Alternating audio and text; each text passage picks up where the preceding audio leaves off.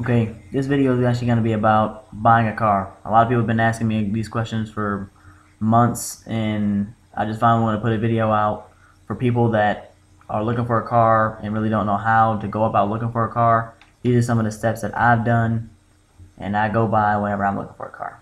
So these are just some of my ideas.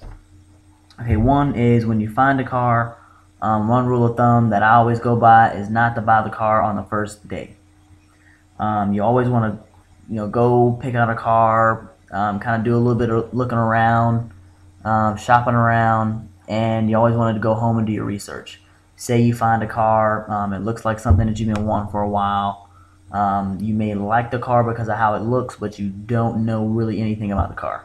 So what you want to go do is find the cars you like, then after you go through, of course, the basics of, driving and whatnot, you always want to go home and do some research. But you also want to look at the reviews, see what people say about the car. It may look nice, it may, look decent on the inside, but it may have certain defects that a lot of people find in the car. Maybe it has, the alignment, no matter how many times you get it done. It may wear on the right side for some reason too much or more than others. For some reason, whenever you stick the gas nozzle in, it may always click like it's full, and it may not really be full. There are several different defects in cars or certain kind of problems in cars that you just never know until you get it and you have it for a few months and you find out that this is a common problem in the car. Say a Toyota Camry, for example. They look good, get good gas mileage, they stay on the road for years, but door handles always break off. Just something they don't tell you when you're at the dealership. Just never figure it out till after 2 years. You go to open up the door, and for some reason you got the handle in your hand, and you still need to get in the car. It's a common problem. Another thing, thoroughly test drive a car.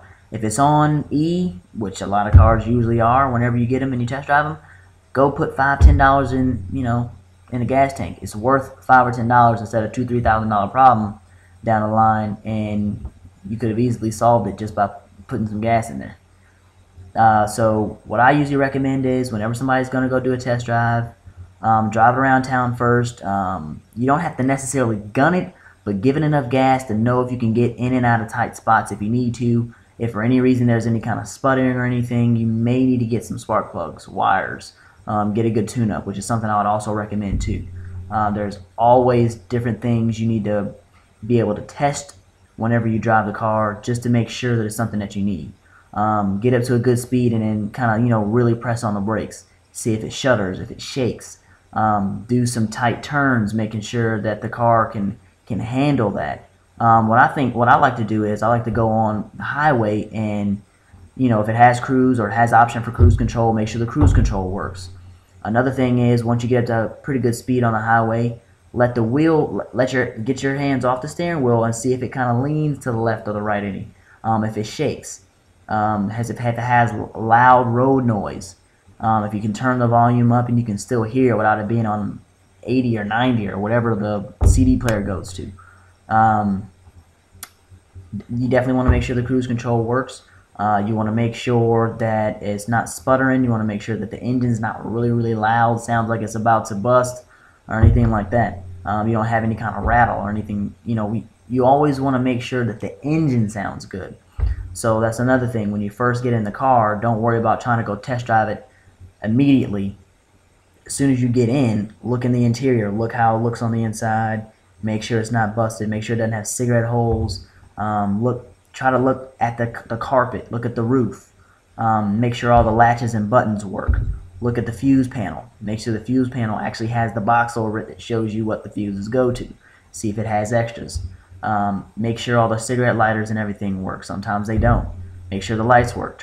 Get somebody to go with you. That's another important thing that a lot of people don't do. They try to go by themselves. Maybe they're trying to surprise everybody. It's good to have somebody with you because it's always nice to have somebody listen in on what that dealer's saying, because you may miss it or you may be really excited, hyped up in the moment. You forget something. It's always good to have somebody there to remember. Oh yeah, he did say that messes up in the car. Might want to get that checked. That's always a good rule of thumb. Not to mention, you also may want to check to see if all the lights work in the car, brake lights work. Sometimes you have a third brake light. The hazards, you want to make sure the turn signals work, headlights work, brights work, heat works. Make sure the AC works. Sometimes people don't check that. They just assume that it's going to work. Not the case. Sometimes it blows out air, but it may not be cold and it may not be hot. It may just be air. What's some more things? Take it on the highway. Mileage is sometimes an important one. A lot of people always stay true to the under 100,000 miles thing. Depending on what kind of car it is, that may not necessarily mean much. I always say if you get a car under 100,000 miles, you're still kind of breaking the engine in. Well, of course, you're getting an import, which are cars that are foreign-made cars. So, of course, if you're getting a car from the United States, usually the domestics, which are, of course, Ford, Chevy, GM, a lot of those, Chrysler, Dodge, all those cars, which they may say that they're domestics, but usually most of those are made foreign too. If you look on the inside, it says either made in China, made in Japan, made in Canada, made in Mexico. So even your domestics are foreign-made cars. So as much as people stay true to the American-made, usually they're not even American-made. You definitely want to make sure that the car is taken care of. I always try to take it to a mechanic. Don't sit there and wait on the mechanic to check it over. You pay him $20, $30, and he just looks at it. Yeah, it looks good. You got a good one. You want to leave it with him. Let him take some time, maybe a few hours. Go get something to eat. Don't try to rush them, because if you let them take their time, they may find stuff that they might not have found had you sat there and wait for it like you were in a rush. They're just going to treat it like you're in a rush, and they're going to get back to what they're doing, which is making money. So leave it with them. Let them look at it for a while and do their thing. Another thing you want to do is shop around. Always take it to a mechanic. Take your time.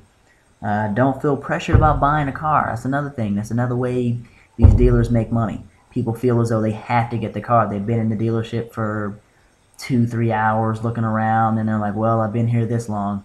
What's another 2 hours or another 30 minutes or whatever? Let them know that you've got options. Well, I went to, the dealership down the street, and they're willing to give me the exact same car for, 1,000 less, 1,500 less, whatever. Even if it's not the truth, let them know that you're still looking. Let them know that you've got options. Let them know that you know about the car. There have been several times I went to a dealership and know more than the people at the dealership do. If they say that the car gets 30 miles to the gallon, say is that city or highway. Usually, if they got a sticker on it, there's really fine print on there that says actual mileage. You got the big bold letters, then you got the really small ones under there, and it'll say in fine print actual mileage. That's the true mileage, and it'll also give you an annual or average annual price for gas or for mileage as well. You always got to pay attention to stuff like that. Most people don't. And if you don't pay attention to it, you'll assume that the car gets 25, 30 miles on the gallon in the city and 40 in the highway, and that's not actual mileage. Actual mileage is what you really get out of that car. So you always want to invest in a warranty too, if you can. Even if they don't offer one, there's several companies out there that do. So that's another thing you want to look up. And aside from that, just take your time. Don't rush. I mean, a car is an investment. It's something that you really need. Take your time with it. Don't rush anything. And that's about it. Any more questions, just let me know.